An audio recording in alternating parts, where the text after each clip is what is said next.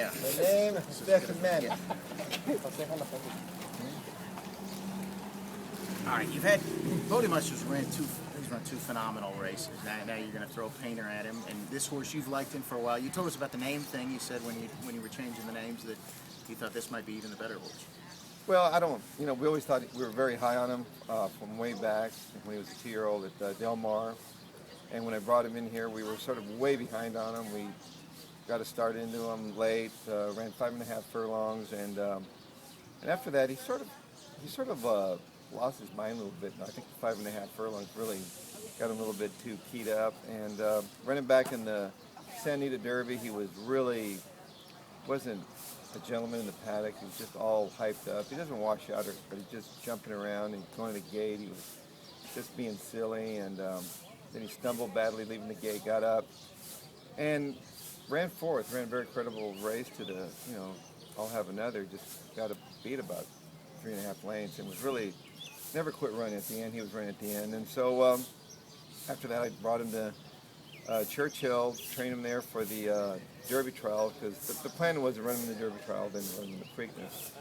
And the Derby trial that night, he was all keyed up again. He got really hot, and there was a hailstorm that night. And we were in the paddock for like half an hour because one of the horses didn't have the right shoes. And so he was pretty hot and worked up, and still ran a incredible race. He ran second, got beat by a nice horse.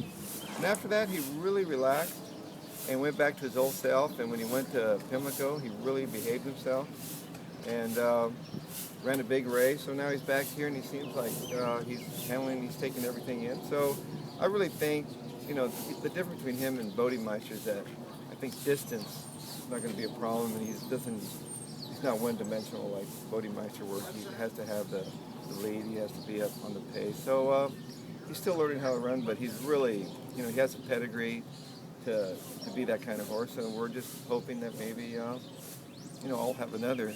He's going to be tough to beat. He's going to have to, take a step backwards if we're going to beat him, and we need to move forward. So it's one of those things. Whoever gets the trip, maybe he can do it. But you've been on the other side of the Triple Crown thing now. You ready to spoil one?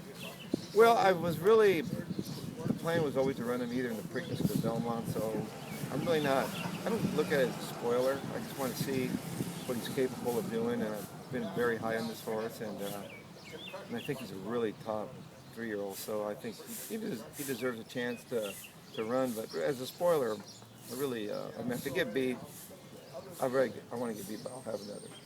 It'd be good for the sport, and that horse is a really nice horse. I have a lot of respect for him.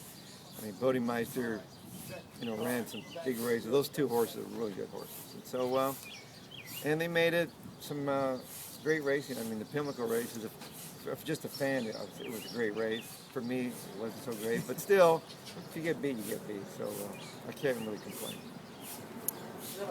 As far as the pace goes, with the Unstoppable You and now My Adonis, do you envision a situation where you wouldn't be on the lead?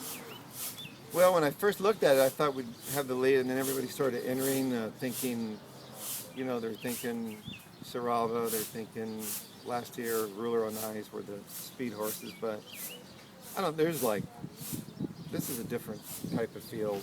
There's 4 really on paper. Union Rags, pretty tough.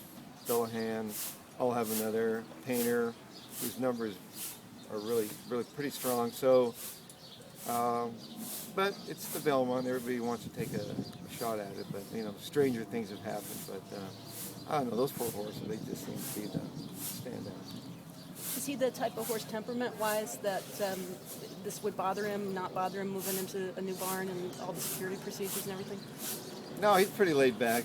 Jimmy said he went in there and he ate everything immediately. He's a very good doer. I mean, that's the thing. He's been sort of a heavy horse. So a lot of baby fat on him. Slowly, he's getting, looking fitter and better, and so he can handle a lot. Sort of a lazy horse, like in the morning. He doesn't work really that well, but.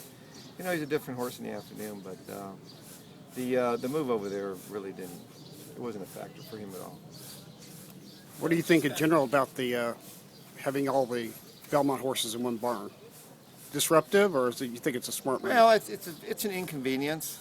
You're you hate to move, twice. We moved in here and then you move again. But my horses, my horses are used to shipping everywhere, so I think it would have been tough for him.